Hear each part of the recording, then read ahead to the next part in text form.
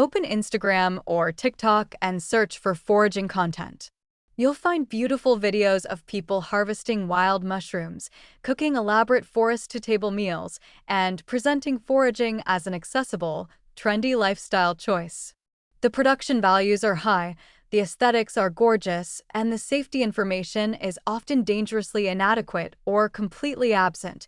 Social media has democratized access to foraging culture, which sounds wonderful until you realize it's also democratizing access to potentially fatal mistakes.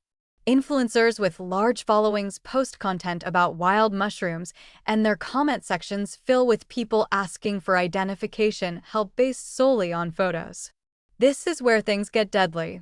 The fundamental problem is that mushroom identification from photographs alone is often impossible.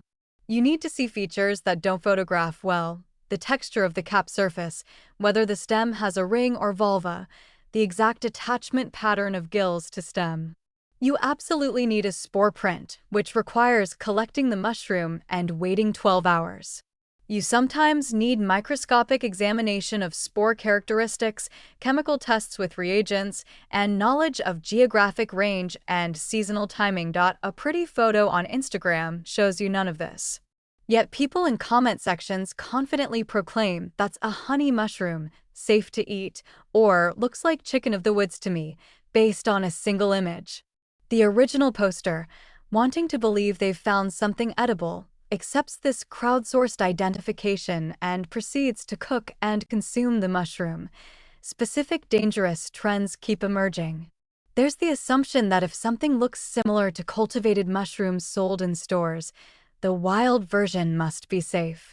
This logic has killed people. Wild species that superficially resemble button mushrooms include deadly amanitas. Apps that claim to identify mushrooms from photos are marketed and shared widely despite high error rates, particularly with toxic species.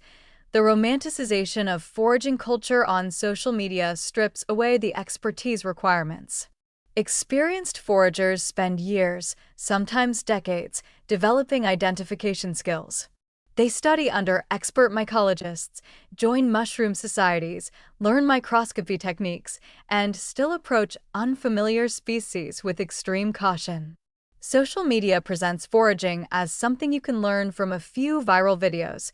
Case documentation of social media-linked poisonings is starting to accumulate. People following influencer advice have been hospitalized. Groups sharing foraged meals after collective identification attempts have experienced mass poisonings. Someone uses an app that misidentifies a death cap as an edible species, trusts the technology, and ends up in liver failure. Digital literacy education becomes crucial. Followers need to understand that social media engagement metrics, likes, followers, comments, don't validate expertise. Someone can have 1 million followers and know absolutely nothing about mycology. Pretty photographs don't indicate safety. Confident-sounding advice in comments might come from people with zero actual knowledge. Platform responsibility for content moderation is a growing question.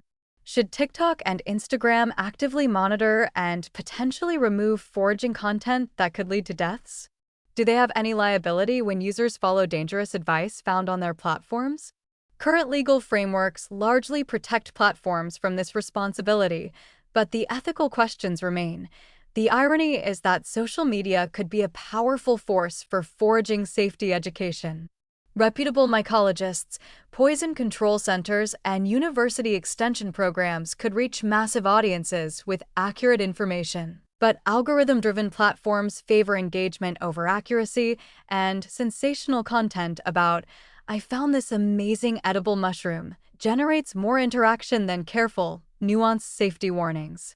Young people particularly vulnerable to these trends see foraging as ecological, sustainable, anti-capitalist, all attractive values that get wrapped around potentially deadly practices.